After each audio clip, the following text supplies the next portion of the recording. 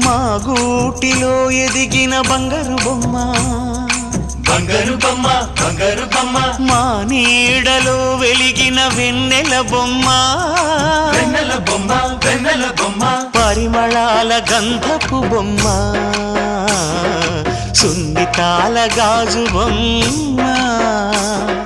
పుట్టి నింట లేత బొమ్మ మెట్టి నింట సీత బొమ్మ ఈ బొమ్మని అత్తింటికి పంపించే ఆనందంలో మాటరాని బొమ్మలమయ్యాము మాటరాని బొమ్మలమయ్యాము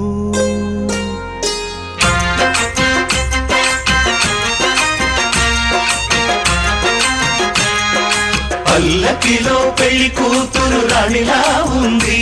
మహారాణిలా ఉంది